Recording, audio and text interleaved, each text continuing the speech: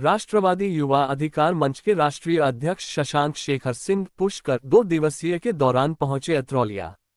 Jansatta party of India (JPI) नामक राजनीतिक दल के गठन के बाद प्रथम 2 दिवसीय दौरे की शुरुआत जनपद के अत्रौलिया से किया, जहां अत्रि ऋषि तपोभूमि एवं पत्नी सती अनुसुईया के तीनों पुत्रों ऋषि दुर्वासा, शिव ऋषि दत्तात्रेय, विष्णु चंद्रमा ऋषि ब्रह्मत स्थल पर शीश झुकाकर मिट्टी को प्रणाम कर किया।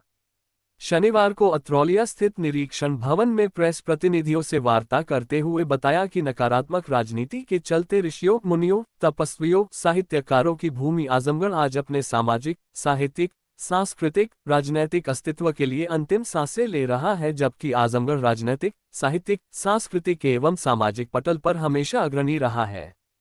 महर्षि वाल्मीकि, अयोध्या सिंह उपाध्याय, हरिऔध, पंडित राहुल सांकृत्यायन, शिक्षाविद अल्लामा शिबली नोमानी, कैफी आजमी के इस विरासत को बचाने के लिए युवा पीढ़ी जातिवाद, परिवारवाद, पूंजीवाद के मकड़जाल से ऊपर उठकर सामाजिक एवं राजनैतिक चेतना के लिए एक विकल्प के रूप में Jansatta party of India (JPI) से जुड़कर एक सकारात्मक राजनीति के लिए आगे आए। छात्रों, नौजवानों, बेरोजगारों के बुनियादी समस्याओं को लेकर हम लगातार उनकी आवाज उठा रहे हैं। आज की राजनीतिक स्थितियां विपरीत परिस्थितियों में चली गई है। शिक्षित युवा बेरोजगार चला जा रहा है, बेरोजगारी के दंश को बहुत बड़े पैमाने पर झेल रहा है, जिससे युवा बेरोजगार अवसादग्रस्त हो गया है। इन्हीं सब परिस्थितियों से निपटने के लिए तथा युवाओं की आवाज उठाने के लिए एक बड़ा मंच तैयार किया है।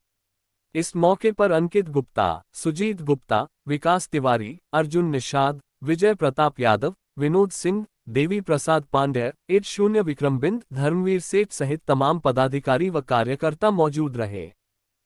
सभी लोग जानते हैं कि छात्रों, नौजवानों, बेरोजगारों के बुनियादी सवालों को लेकर के लगातार राष्ट्रवादी युवा अधिकार मंच के बैनर तले हम उनकी आवाज उठाते रहे, उनके लिए लगातार संघर्ष करते रहे। आप सभी लोग जानते हैं कि आज जो राजनीतिक स्थितियां हैं वह विपरीत परिवेश में चली गई हैं। जो नेता हैं, राजनेता हैं, वो अपने जिम्मेदारियों से विमुख है। कहीं न कहीं आजमगढ़ राजनीति का केंद्र रहा है और मैं इस आजमगढ़ की धरती से बिलोंग करता हूं, तो मुझे लगा कि इस समय एक राजनीतिक विकल्प की आवश्यकता है, जिसमें देश की आबादी का जो 65% का नौजवान है एक बड़ी भूमिका रखता है। उसके लिए कोई ठोस नीति, कोई कार्य योजना नहीं हो पाने के कारण आज देखिए नौजवान बेरोजगारी की दंश को बहुत बड़े पैमाने पर झेल रहा है। सरकारें, वो कोई पक्ष में हो या विपक्ष में हो, बड़ी बड़ी बातें करती रही हैं, नौजवानों को छलने का काम करती रही हैं, जिसके कारण नौजवान अवसादग्रस्त की स्थिति में रहता है, नौजवान अपराध की तरफ बढ़ता रहा है। तो मैं आज ये अपने गृह जनपद आजमगढ़ में आया था। दत्तात्रेय और ऋषि दुर्वासा और चंद्रमा ऋषि का अभी मैं आश्रम पर जो है उनके यहाँ प्रणाम करूंगा।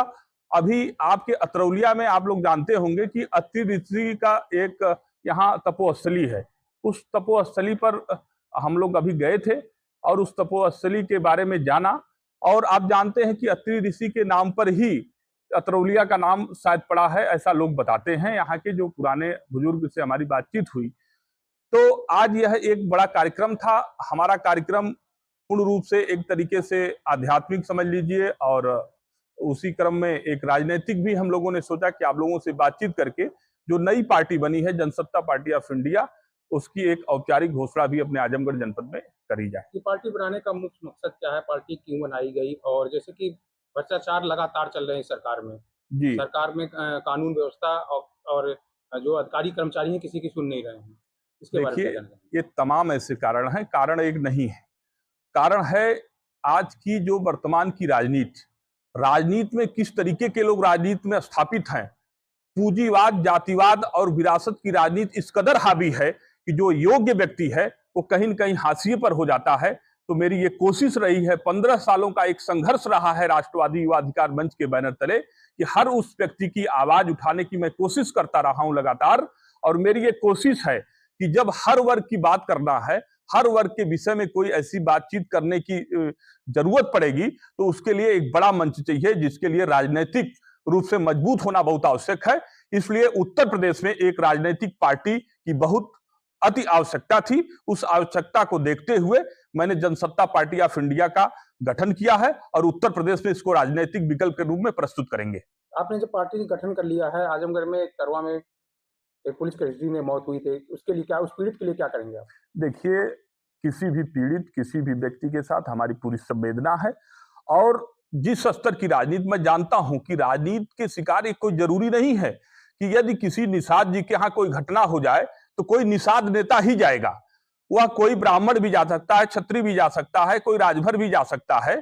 तो मैं इस राजनीति को किस तरीके से समाप्त किया जाए, जो तथाकथित चंद विरासत के लोग, चंद पूंजीवादी लोग इस तरीके की एक मानसिकता गढ़ रहे हैं कि फला बिरादरी का नेता है, फला बिरादरी के साथ ऐसा हुआ, ऐसा नहीं है। हम एक आदर्श समाज की स्थापना चाहते हैं, राष्ट्र की अवधारणा के साथ लोक कल्याणकारी राज्य की स्थापना कैसे हो, हम उसके पक्षधर हैं। जब अधिकारी कर्मचारी किसी की सुन नहीं रहे हैं तो आपकी कैसे सुनेंगे? देखिए, अभी अभी हाल का मामला है, भाजपा के नेता भी नहीं सुने, भाजपा नेता ने कमीज भी फाड़ दी, तो आप कैसे सुनेंगे? आप कैसे इसका काम करवाएंगे? मैं फिर वही बात कहना चाहता हूं, जब राजनीतिक बागडोर ऐसे अच्छे व्यक्ति के हाथ में जब होगा तो निश्चित रूप से सुनेंगे।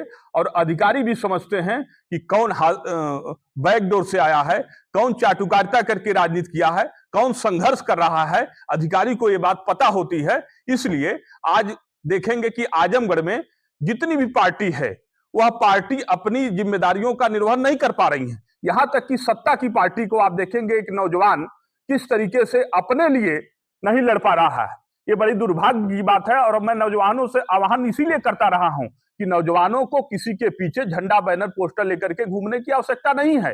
यदि उनको लड़ना है तो अपने हक के लिए लड़े और एकजुट हों, एक मंच पर आए और जाति और धर्म के नाम पर इस तमाम तरीके से, जिस तरीके से बरगला करके आपके ऊर्जा का दोहन हो रहा है, दुरुपयोग हो रहा है, उसको रोका जा सके। क्या लगता है कि आपको जो मौजूदा सरकार है वो सही तरीके से कार्य नहीं कर रही है? देखिए, हर सरकार की अपनी कार्यशैली होती है और सरकार पर कुछ अच्छे कार्य भी होते हैं, कुछ बुरे भी होते हैं।